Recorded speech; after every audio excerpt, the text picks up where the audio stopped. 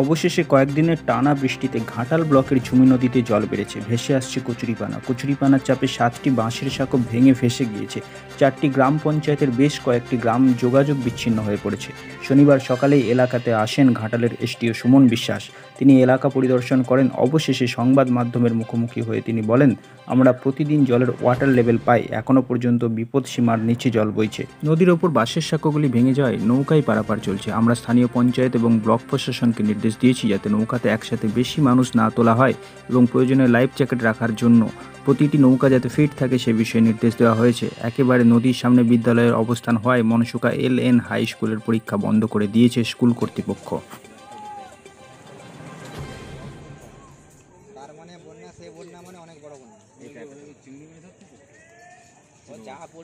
তারপরে বিপজ্জনকভাবে নৌকোয় করে পারাপার করতে হয়। পঞ্চায়েত তরফে কী ব্যবস্থা নেওয়া হয়েছে? পঞ্চায়েত তরফে বলতে আমাদের এখন 3টে ঘাট আছে। 3টে ঘাটের পানার চাপের জন্য সেইভাবে নৌকাও দিতে পারছে না। একটা নৌকা এখন চালু আছে, আর 2টো নৌকা কথা বলেছি তারা শীঘ্রই চালু করে দিবে। আর 2টো ঘাট, যেটা ভোরই ঘাট আর বেড়ার ঘাট আছে, 2টো ঘাট ওরাও শীঘ্রই চালু করে দিবে। চালু করে দিলে এটা মোটামুটি চাপটা কমে যাবে। এখন বন্যা সেই রকম হয় না, কিন্তু আমাদের এখানে পানার চাপেই মেন হচ্ছে সমস্যাটা হয়েছে। ভেঙে গেছে সব কটা? একবারে সব কটা, বালিডাঙ্গা থেকে শুরু করে মোটামুটি নিচে পর্যন্ত যা আছে সব ভেঙে গেছে। তাহলে যাতায়াতের একমাত্র নির্ভর নৌকো। কিন্তু নৌকোগুলিতে বিপজ্জনকভাবে যাতায়াত হচ্ছে। লাইফ জ্যাকেট বা এইগুলি আপনারা লক্ষ্য রেখেছেন যে নৌকোগুলিতে লাইফ জ্যাকেট আছে কিনা? লাইফ জ্যাকেট বলতে লাইফ জ্যাকেট তো এখানে ব্যবস্থা নেই, কোনোদিনও থাকেও না সেই রকমভাবে। এবারে খুব যদি আরও যদি বড় যদি বন্যা হয় তখন একটা নৌকোয় কতজন নেওয়া চলবে, বেশি লোক নেওয়া হচ্ছে কিনা সেগুলো লক্ষ্য রাখছেন? এইরকমই যায়, বেশি যায় না। শিবির দেওয়া থাকে, দুজন শিবির থাকে।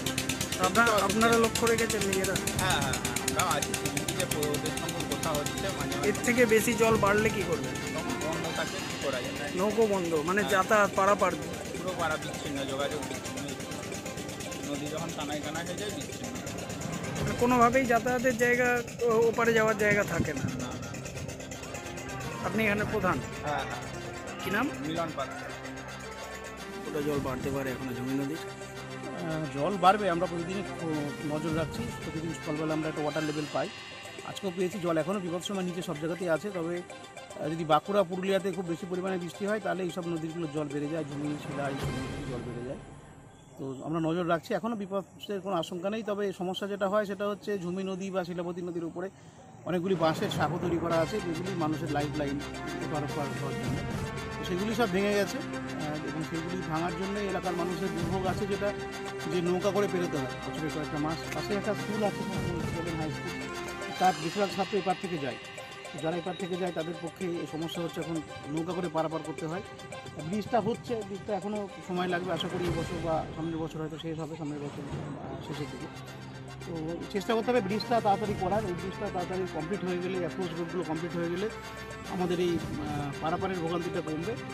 তবুও অনেক ছোটো ছোটো বাঁশের ব্রিজ সবাই বানায় বিভিন্ন নিজস্ব এলাকার জন্য, সেগুলি ভেঙে যাবে। সেগুলি ভেঙে প্রতিবারই ভেঙে যায়। এখন যেমন দেখতে পাচ্ছেন আপনারা, সমস্ত বাঁশের সাঁকোগুলি ভেঙে গেছে বা জলের তলায় তলিয়ে গেছে। এগুলির জন্য সমস্যা মানুষের হয়, সেই অনুযায়ী তারা ব্যবস্থা গ্রহণ করে। নৌকা পারাপার হচ্ছে, এটা নজর আমরা রাখবো যাতে করে নৌকাগুলি সেফ সিকিউরিটিভাবে পারাপার করে। কারণ আমরা দেখেছি যে অনেক মানুষ একসঙ্গে নৌকায় উঠে যায়। সেক্ষেত্রে নৌকাতে লাইফ জ্যাকেট রাখা বা নৌকাগুলি মেরামত করে যেন ফিট করে নেয় ওরা। এটা একটু আমি পঞ্চায়েত প্রশাসনকে বলবো, লোকাল পরিবেশকে বলবো যে যতগুলি ঘাট আছে সেগুলোকে ইন্সপেকশন করা, নৌকাগুলি একটু দেখা, যাতে করে যে নৌকাগুলি চলবে সেগুলি যেন মোটামুটি সেফ থাকে, সেটা আমরা নজরদারি করি। পাকা বীজ তৈরির কাজ এখন তাহলে বন্ধ হয়েছে? পাকা বীজ তৈরির কাজ চলছে। আপনারা দেখছেন যে একটা স্ল্যাব ঢালাই করা হচ্ছে, একটা স্ল্যাব বাকি আছে।